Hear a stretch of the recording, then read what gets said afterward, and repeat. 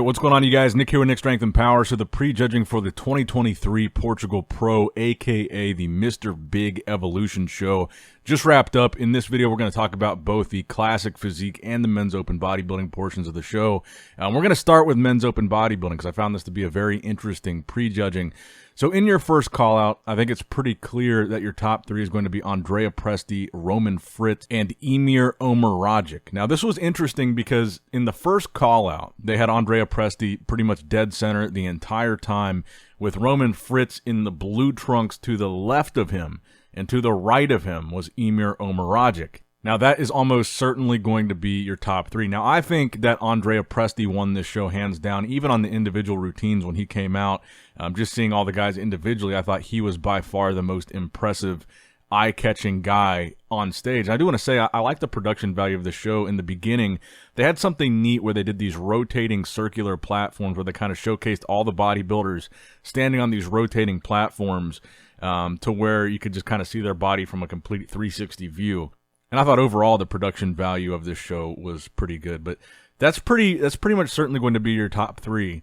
And I say the prejudging was interesting because after that first and second call out, they did something a little bit different. They did a series of 3 more call outs of just 2 guys. And the first call out they did was Emir and Roman. Now, I think this call-out was for second place and third place, and then the call-outs after that were third and fourth. Then the final call-out, I think, is your top 2. So typically, that top 2 call-out, there's just one call-out of 2 people. Typically, it's just 1 and 2. So they did it a little bit different by having 3 call-outs of 2, but I think that your top 2 here is going to be Roman Fritz and Andrea Presti. And I think Roman looked phenomenal here. His conditioning was just on point.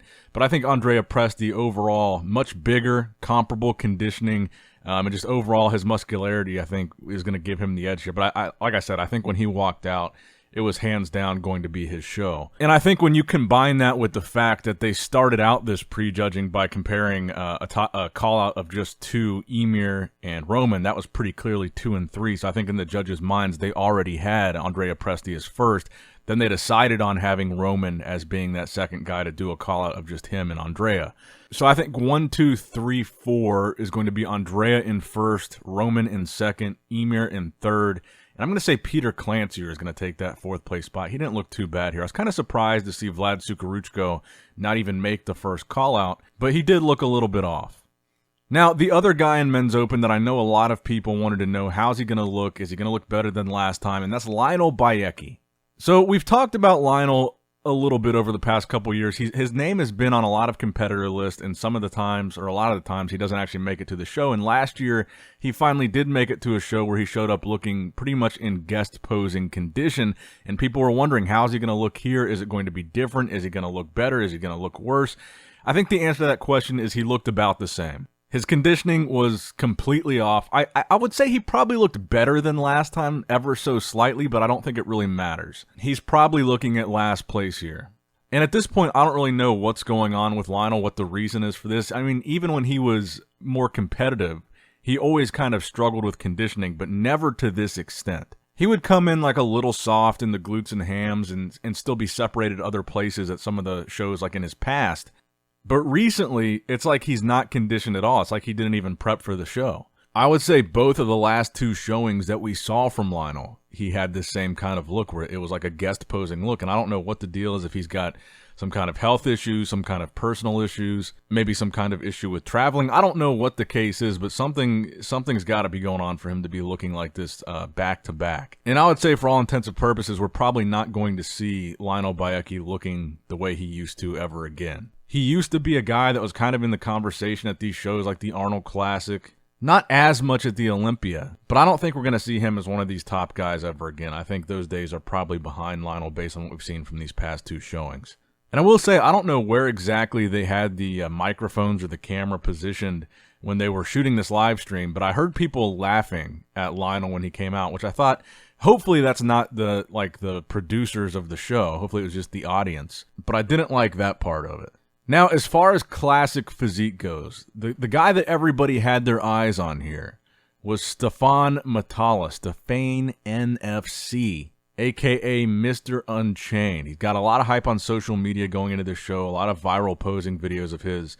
And the question here was, did he deliver on the hype? So first and foremost, he did not win the show. So first I want to congratulate Antoine Loth, who won the show, aka Grumpy Grizzly is his Instagram handle, before we talk about Stephane here. So congratulations to him. Now, Stephane Matala, he took second place here.